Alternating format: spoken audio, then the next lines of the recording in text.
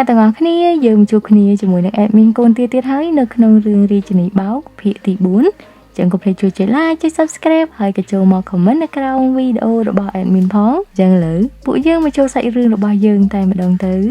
ហើយចឹងការពិភាក្សាមុនគឺគ្រប់គ្នាបានដឹងហើយថាក្រុមរបស់យីរ៉ាំងកំពុងតែមានការកញ្ជ្រោលចិត្តខ្លាំងមែនទែនដោយសារតែជាគំនូររបស់គាត់ហ្នឹងគឺកំពុងតែត្រូវបានប៉ូលីសចាប់ចឹងនៅពេលនោះយីរ៉ាំងសឹងតែស្ទុះចូលទៅហើយប៉ុន្តែចៃដន្យអីគូហូក៏លេឃើញលោកល្បីល្បាញនឹងហើយពីចម្ងាយចឹងគាត់ក៏បានចាប់ទាញយីរ៉ាំងទៅរកកន្លែងពូនភ្លាមហើយលោកល្បីល្បាញហ្នឹងគាត់ក៏បានឮសំឡេងមនុស្សដែរគាត់ខំងាកមើលដូចគ្នាប៉ុន្តែដោយសារតែយីរ៉ាំងរត់គេចបាត់ហើយចឹងគាត់មើលឃើញអីទេអញ្ចឹងពួកគាត់កំពុងតែមានការសង្ស័យថាតើលោកល្បីល្បាញនឹងបានឃើញពួកគាត់ដែរឬក៏អត់ប៉ុន្តែក្រោយមកទៀតឃើញថាគូហូមានការតក់ស្លុតខ្លាំងមែនទែនដោយសារតែលោកល្បីល្បាញស្រាប់តែខំមកគាត់ឆ្លេតឆ្លាដូចមន់រោពងអញ្ចឹងប៉ុន្តែយីរ៉ាំងហើយនឹងចែមខំឲ្យគាត់សម្រួលអារម្មណ៍ហើយគាត់លើកទូរស័ព្ទធម្មតាសិនហើយលោកល្បីល្បាញនឹងក៏បានប្រាប់គាត់ដែរថាគាត់ចង់ជួបជាមួយនឹងគូហូដែលគូហូគឺមានការតក់ស្លុតទៀតហើយរោគចម្លើយមិននិយាយបានទេប៉ុន្តែគាត់គឺត្រូវតែទៅជួបគ្នាអញ្ចឹងគាត់ក៏បាននិយាយថាអីទេចាំតែជួបគ្នានៅកន្លែងដែលគាត់គួរទៅអញ្ចឹងគាត់ក៏បានជ្រើសរើសកន្លែងថ្មីទៀតដើម្បីជួបគ្នាជាមួយលោកល្បីល្បាញហើយនៅពេលដែលនិយាយគ្នាហើយនឹងគូហូគាត់ក៏បានបិទទូរស័ព្ទប៉ុន្តែនៅពេលនោះគាត់ក៏បានប្រាប់ទៅយីរ៉ាំងហើយនឹងចែមតែម្ដងថាសង្ស័យតែគេតាមដានពួកយើងតន់ហើយហើយចឹងបើទោះជាគូហូខ្លាចយ៉ាងណាក៏ដោយប៉ុន្តែគាត់គឺនៅតែទៅជួបលោកល្បីល្បាញនឹងនៅកន្លែងដែលបានណាត់ជួបនៅពេលដែលទៅដល់គឺគាត់មានអារម្មណ៍ថាបេះដូងរបស់គាត់គឺសឹងតែធ្លាយចេញមកហើយពីព្រោះទឹកមុខរបស់បុរសសង្ហាមនេះគឺទីអត់ដឹងតែម្ដងហើយគាត់គឺចេះតែមានអារម្មណ៍ថាខ្លួនឯងត្រូវគេចាប់បានហើយបន្តមកទៀតលោកល្បីល្បាញក៏បានសួរទៅគូហូតែម្ដងថាមានស្គាល់គីមយុនបុកអត់ហើយចឹងគូហូនៅពេលនោះគឺគាត់សឹងតែរត់ចេញពីកន្លែងហ្នឹងហើយប៉ុន្តែគាត់គឺធ្វើជានិយាយថាគីមយុនបុកនឹងគឺជាពីណាគេគាត់ដូចជារនឹកអត់ឃើញសោះប៉ុន្តែបន្តមកទៀតគាត់ប្រហែលជាត្រូវបានលោកល្បីល្បាញសុំទោសទៅវិញចឹងនៅពេលនោះគាត់ឡើងផ្អើលដែរដោយសួរថាសុំទោសគាត់រឿងអីហើយលោកល្បីល្បាញហ្នឹងគាត់ក៏បាននិយាយថាសុំទោសហើយគាត់ក៏បានបកស្រាយថែមទៀតថាការដែលគាត់សុំទោសហ្នឹងគឺដោយសារតែគាត់ប្រើប្រាស់រូបគំនូររបស់គូហូដោយគ្មានការអនុញ្ញាតដោយសារតែគាត់គ្រាន់តែមើលក៏គាត់ដឹងថារូបគំនូរហ្នឹងគឺត្រូវបានគេក្លែងបន្លំដែរចឹងគាត់គឺចង់ចាប់ដល់អ្នកក្លែងបន្លំហ្នឹងតែម្ដងហើយចឹងដោយសារតែហើយទៅគាត់យករូបគំនូរនោះទៅធ្វើជាផុសតាងហើយគាត់ក៏ភ្លេចអួតដែរថាគាត់គឺមានភ្នែកមុតខ្លាំងមែនទែនគ្មានអ្វីដែលបោកប្រាស់គាត់បានទេប៉ុន្តែគាត់គឺមានការសង្ស័យដល់គូហូទេដោយសារតែគាត់គិតថាគូហូហ្នឹងក៏ត្រូវបានគេបោកដែរហើយគូហូគឺគាត់រៀនធូរទ្រង់ដែរដែលគេចាប់គាត់អត់បានប៉ុន្តែគាត់គឺត្រូវអង្គុយទ្រាំស្ដាប់លោកប្រុសល្បីល្បាញអួតប្រហែលជា2ទៅ3ម៉ោងទៀតឡើងស្ពឹកតិចតែម្ដងចឹងនៅពេលដែលគាត់ទៅដល់ផ្ទះគឺគាត់អស់កម្លាំងរលីងដោយសារតែគាត់ស្ដាប់គេអួតខ្លាំងពេកហើយគាត់ក៏មានការឈឺចាប់ទៀតដោយសារតែរឿងនេះគឺការដែលធ្វើឲ្យលោកល្បីល្បាញនឹងកាន់តែល្បីល្បាញថែមទៀតអ្នក follower គឺកាន់តែកើនឡើងច្រើនហើយចំណែកយីរ៉ាំងគឺគាត់កំពុងតែសោកសៅពីព្រោះមើលទៅផែនការរបស់គាត់អត់បានជោគជ័យសោះប៉ុន្តែគ្រប់គ្នាក៏កំពុងតែគិតរកផែនការថ្មីដែរដែលផែនការថ្មីនេះគូហូគាត់ក៏បានស្នើមួយទៀតគឺការដែលទៅចូលរួមកម្មវិធីដោយសារតែមុននេះគឺគាត់ត្រូវបានមកអញ្ជើញដោយលោកល្បីល្បាញគាត់គឺចង់ឲ្យគូហូទៅចូលរួមកម្មវិធី VIP មួយដែលមានសិទ្ធិតែអ្នកមានហើយគាត់ជឿថាកម្មវិធីនេះគឺកាន់តែសប្បាយសម្រាប់គូហូហើយចឹងនៅពេលនោះគាត់គិតថាការទៅចូលរួមកម្មវិធីគឺគួរតែអាចជួយដល់ពួកគាត់បានប៉ុន្តែយីរ៉ាំងបែរជាមើលទៅសោកសៅខ្លាំងមែនទែនហើយគាត់និយាយថាកុំហៅគាត់ទៅគេញ៉ៃចឹងគ្រប់គ្នាគឺហ៊ានមាត់ទេប៉ុន្តែស្រាប់តែមួយសន្ទុះឡើងអ្នកដែលថាទៅគេងហើយមើលទៅសោកសៅនឹងក៏ស្រាប់តែរត់យ៉ាងសប្បាយរីករាយពីព្រោះមាន់ដែលគាត់បាន order នៅពេលនេះគឺបានមកដល់ហើយហើយចឹងបន្តមកទៀតកម្មវិធីត្រូវបានផ្លាស់ប្ដូរយីរ៉ាំងគឺបានទៅគេងទេបែរជាអង្គុយញ៉ាំមាន់យ៉ាងសប្បាយចិត្តទោះជាផែនការនៅពេលនេះគឺមើលទៅមិនសូវរលូនតែយីរ៉ាំងគឺគ្មានថ្ងៃបោកបង់ទេ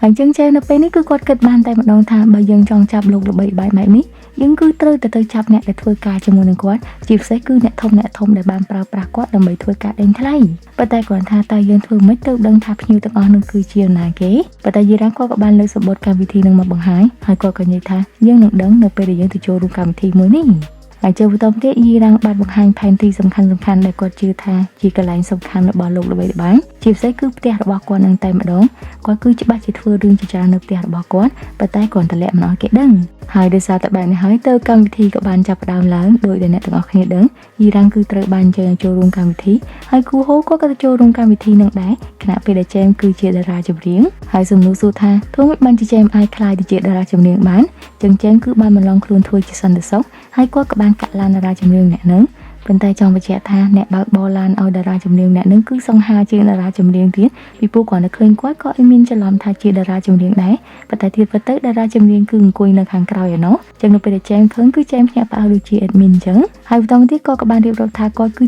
ាអ្នកចាំអញ្ជើញតារាចម្រៀងឲ្យចូលទៅហើយគាត់គឺបានរៀបចំគ្រប់យ៉ាងរួចហើយចឹងតារាចម្រៀងហើយនិងអ្នកបើកឡាននឹងគឺត្រូវបានសន្លប់ដោយជោគជ័យហើយបន្តមកទៀតចែមក៏ខ្លាយទៅជាតារាចម្រៀងម្ដង ហើយនៅក្នុងកម្មវិធីនេះគឺគេមានការដេញថ្លៃរូបគំនូរដែរហើយចឹងដោយសារតែយីរ៉ាំងហើយនឹងគូហូគឺត្រូវបានអញ្ជើញដោយប្រុសស្អាតចឹងនៅពេលនេះគឺពួកគាត់កំពុងតែអង្គុយនៅកន្លែងសម្រាប់ដេញថ្លៃរូបគំនូរហើយការដេញថ្លៃគឺឃើញថាកើនឡើងជាលំដាប់ហើយគូហូនឹងគ្មានប្រាក់ទៅដេញថ្លៃជាមួយនឹងគេទេប៉ុន្តែគាត់គឺចេះតែសួរយីរ៉ាំងតែម្ដងថាឲ្យគាត់ដេញថ្លៃអត់ដោយសារតែគាត់មកក្នុងនាមជាលោកប្រុសអ្នកមានចឹងបើគាត់អត់ដេញថ្លៃអីទេគេអាចនឹងសង្ស័យប៉ុន្តែយីរ៉ាំងគឺបានបញ្ជាក់ថានៅស្ងៀមសិនទៅប៉ុន្តែនៅពេលដែលតម្លៃឡើងដល់30លានគូហូក៏ធ្វើជាលើកដៃនៅពេលនោះគឺថាយីរ៉ាំងគាត់ឆ្ងល់ដែរថាធ្វើជាដើម្បីអីប៉ុន្តែវាជាការសម្ដែងទើបគាត់ខ្ជិលនិយាយច្រើនហើយគូហូនឹងគឺគាត់លើកដៃហើយអត់ព្រមដាក់ចុះទេគាត់ភ្លេចខ្លួនគាត់រវល់តែងាកទៅញ៉ាំអាហារចឹងដៃរបស់គាត់នឹងគឺលើកឡើងរហូតហើយតម្លៃក៏ចេះតែកើនឡើងរហូតដូចគ្នាហើយតម្លៃដែលកើនឡើងនឹងគឺកើនឡើងរហូតដល់500,000 លានវុនដែលជាហេតុធ្វើឲ្យយីរ៉ាំងនឹងគឺសម្លក់គូហូចង់ជ្រុះក្របភ្នែកហើយចង់និយាយថាតម្លៃនឹងគឺវាខ្ពស់ខ្លាំងពេកហើយគូហូគឺគាត់ភ្លេចខ្លួនច្រឡំលើកដៃមករហូតចឹងនៅពេលដឹងថាខ្លួនឯងច្រឡំនឹងគឺថាគូហូចង់តែកាត់ដៃរបស់ខ្លួនឯងចោលហើយយីរ៉ាំងនឹងក៏គាត់មិនដឹងថាគួរធ្វើម៉េចដែរពីព្រោះប្រាក់នឹងគឺច្រើនខ្លាំងមែនទែនប៉ុន្តែចេះដល់អីក៏ស្រាប់តែមានអ្នកដេញថ្លៃលើគាត់ថែមតិចទៀតដែលជាហេតុធ្វើឲ្យគូហូគឺរួចខ្លួនទាំងធូរទ្រង់តែម្ដងហើយគូហូនៅពេលនោះគឺគាត់ឆ្ងល់ខ្លាំងមែនទែនថារូបគំនូរអញ្ចឹងសោះមិនក៏លក់បានថ្លៃខ្លាំងម៉េចហើយចឹងគាត់ក៏ខ្សឹបសួរយីរ៉ាំងតាមឧបករណ៍ស្រូបសម្លេងដែលយីរ៉ាំងក៏មានចិត្តបកស្រាយថាទាំងអស់ហ្នឹងគឺសិតតែជាតម្លៃនៅក្នុងការសូកប៉ាន់ទេស្មានតែរូបគំនូរថ្លៃដល់ថ្នាក់ហ្នឹងមែនប៉ុន្តែតម្លៃទៅនោះគឺជាការសូកប៉ាន់ដោយគេបានបញ្ជាក់ឲ្យថាអ្នកស្រីមកពីខាងណាចឹងនៅពេលដែលការដេញថ្លៃបានសម្រេចនោះក៏មានន័យថាការសូកប៉ាន់បានសម្រេចដូចគ្នានៅក្នុងតម្លៃដែលគេទិញរូបគំនូរហ្នឹង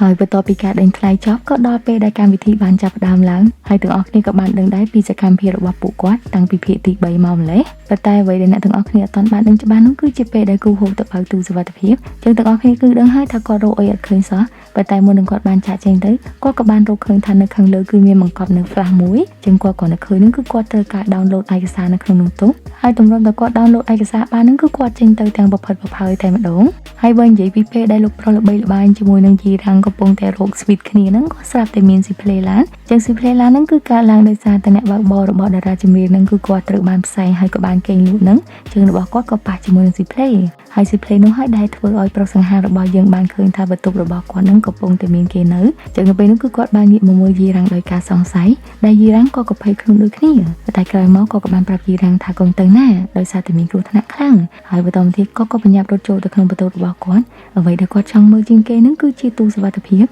ដោយសារតែគាត់ខ្លាចថា flash របស់គាត់ត្រូវបានគេយកទៅ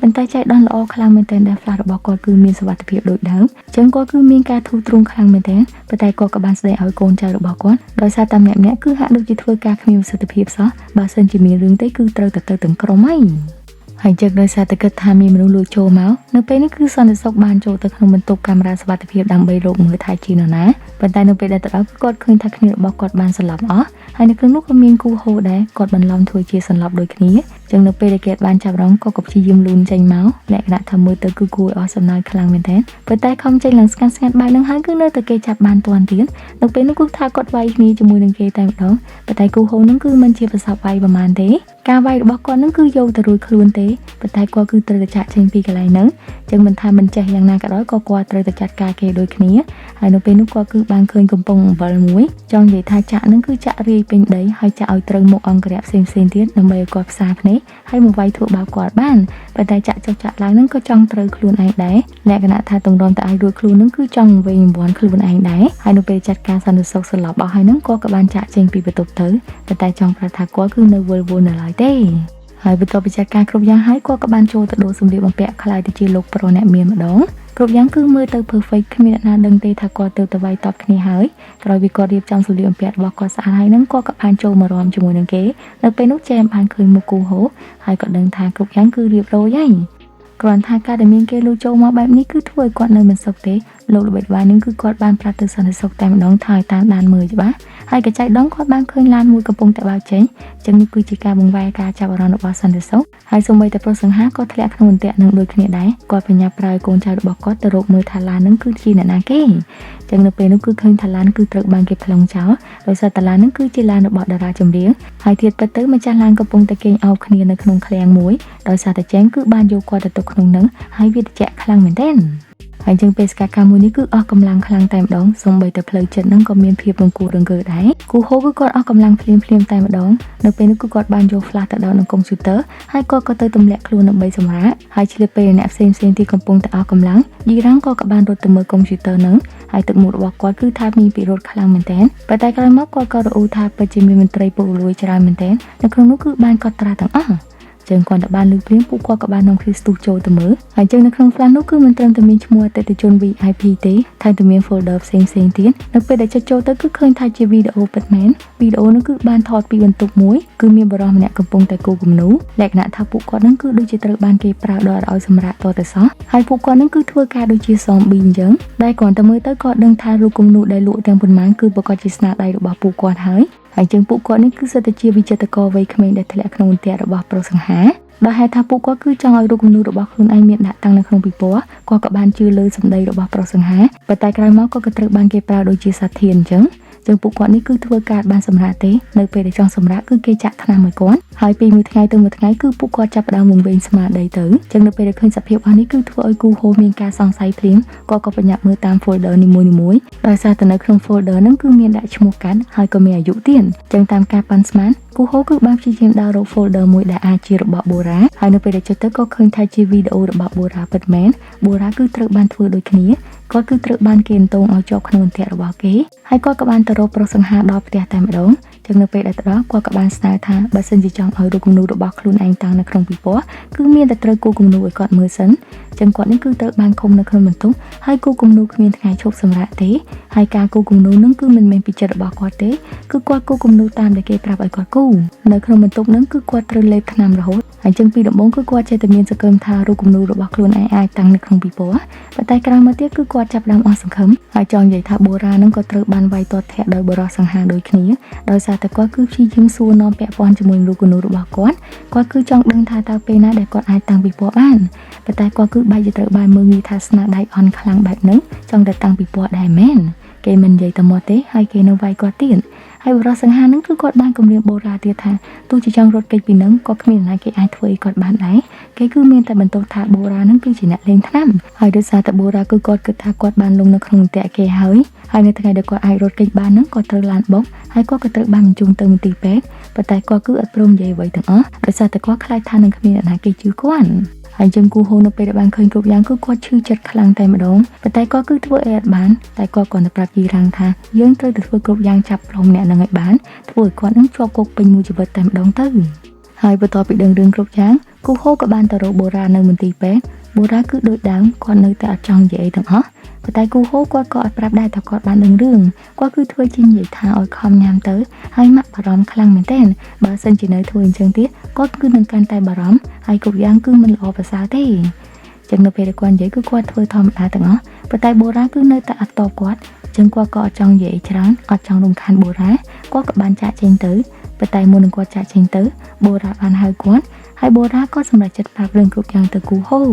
បូរ៉ាគឺគាត់តែចង់ធ្វើគ្រប់យ៉ាងដើម្បីក្តីសុបិនរបស់ខ្លួនឯងប៉ុន្តែខ្លាចជាថាមានមនុស្សអាក្រក់ចាំយកក្តីសុបិនរបស់គាត់មកធ្វើជាល្បែងហើយបូរ៉ាក៏ខ្លាចទៅជាជនរងគ្រោះដែលគួរអាណិតខ្លាំងមែនទែនចឹងគូហូបន្ទាប់ពីនិយាយជាមួយបូរ៉ាហើយនឹងក៏បានត្រឡប់ទៅរកយីរ៉ាំងហើយនឹងចែមវិញក៏បានយកអាហារមួយចំនួនទៅដែរដោយសារតែគូហូគឺបាននិយាយថាម្ដាយរបស់បូរ៉ាធ្វើម្ហូបឆ្ងាញ់ខ្លាំងមែនទែនជាពិសេសគឺជាគីមឈីរបស់គាត់ចឹងនៅពេលដែលចែមភ្លុះហើយនឹងចែមក៏មានអារម្មណ៍ថាពិតជាឆ្ងាញ់ពិតមែនវាប្រៀបដូចជាសិល្បៈដ៏ធម្មជាតិមួយដែលគាត់ទៅលើពាក្យថាសិល្បៈដ៏ធម្មជាតិនឹងគឺធ្វើឲ្យយីរ៉ាំងគាត់មានអារម្មណ៍ថាគាត់នឹកឃើញរឿងមួយតែម្ដងហើយគាត់ក៏បាននិយាយថាគាត់ដឹងហើយថាគាត់គួរធ្វើបែបណា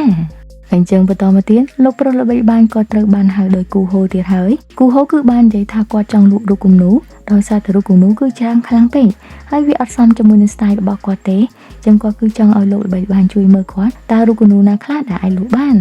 ចឹងលោកល្បីល្បាញគឺបានដើរពីនៅរូបគំនូសឹងតែទាំងអស់តែម្ដងហើយនៅពេលនោះគាត់ក៏បានប្រទះជាមួយរូបគំនូមួយផ្ទាំងដែលគូពីព្រេងវាជារូបគំនូនៅមាត់សមុទ្រប៉ុន្តែស្អាតខ្លាំងតែម្ដងហើយគាត់ចាប់អារម្មណ៍ខ្លាំងពេកចឹងគាត់ក៏បានសួរថាអ្នកណាជាអ្នកគូហើយគូហូគឺគាត់មានលីសមួយតែម្ដងដោយសារតែវត្ថុច្រើនពេកគឺត្រូវតែមានលីសសម្រាប់វត្ថុនីមួយៗហើយចឹងអ្នកដែលគូរូបនេះគឺមានឈ្មោះថាឆុនញ៉ុងស៊ីនដែលគាត់ទៅមើលទៅគឺឃើញថាលោកប្រុសល្បីល្បាញចាប់អារម្មណ៍ជាមួយរូបគំនូនឹងខ្លាំងអញ្ចឹងគាត់ក៏បាននិយាយថាគាត់នឹងយករូបគំនូនឹងទៅលក់ហើយធានាថានឹងលក់បានតម្លៃថ្លៃទៀត ច ហើយអញ្ចឹងបន្តមកទៀតរូបគំនូរក៏ត្រូវបានដាក់ដេញថ្លៃហើយយីរ៉ាំងក៏បានចូលរួមក្នុងការដេញថ្លៃនឹងដូចគ្នាជាមួយនឹងគូហូដែរអញ្ចឹងក្នុងការដេញថ្លៃនេះគឺគេចាប់ផ្ដើមពី10លានទៅប៉ុន្តែយីរ៉ាំងអត់និយាយច្រើនទេគឺគាត់ដេញថ្លៃយកបែប100,000លានតែម្ដងដែលធ្វើឲ្យលោកប្រុសល្បីល្បាញគឺគាត់ឡើងសប្បាយចិត្តហើយក៏មានភាពអស្ចារ្យដែរមិននឹកស្មានថាយីរ៉ាំងតាក់ភ្នែកជាមួយរូបគំនូរដូចគាត់ទ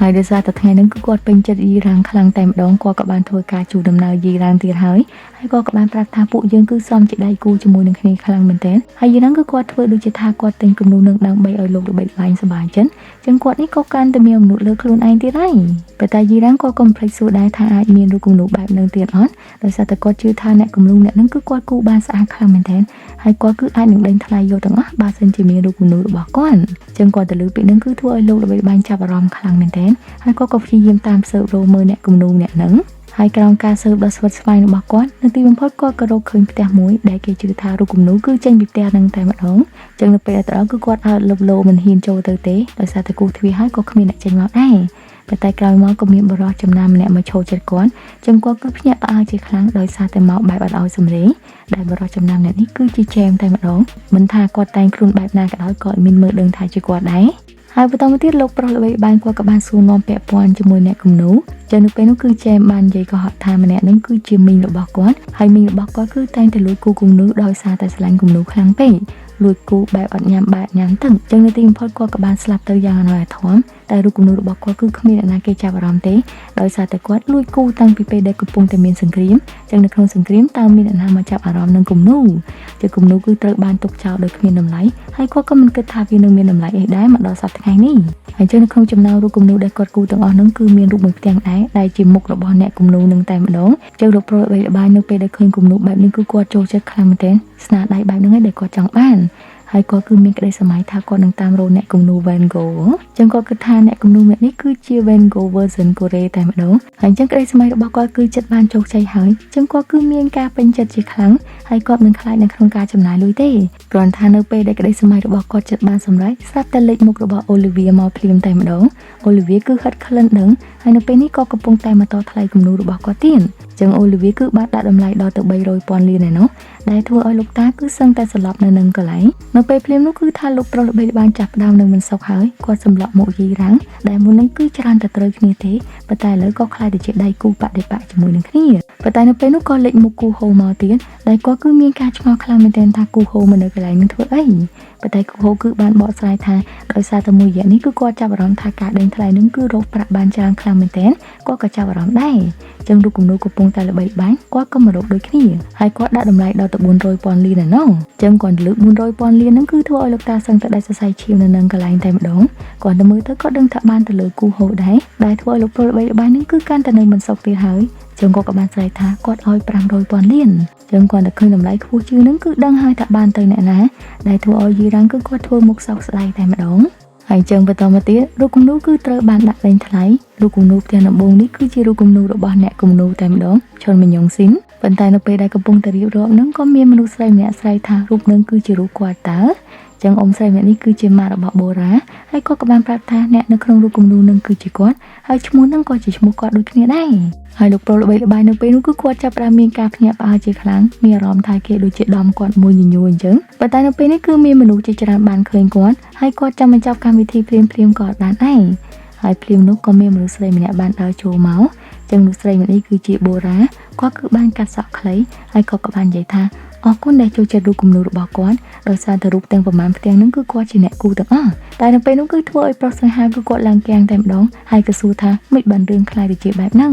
ហើយចឹងគ្រប់យ៉ាងគឺជាគំនិតរបស់យីរ៉ាំងទាំងអស់យីរ៉ាំងគឺស្រាប់តែគិតឃើញបានថាយើងអាចធ្វើឲ្យបូរ៉ាខ្លាយទៅជាវិចិត្រករពិតប្រាកដបាននៅក្នុងកម្មវិធីនោះគឺយើងនឹងលាតត្រដាងគ្រប់យ៉ាងហើយចឹងរូបគំនូរហ្នឹងក៏មិនអាចខុសច្បាប់ដូចគ្នាដោយសារតែយើងមានអ្នកគំនូរពិតប្រាកដចឹងចាប់ពីពេលនោះមកគឺគេនឹងស្គាល់បូរ៉ាហើ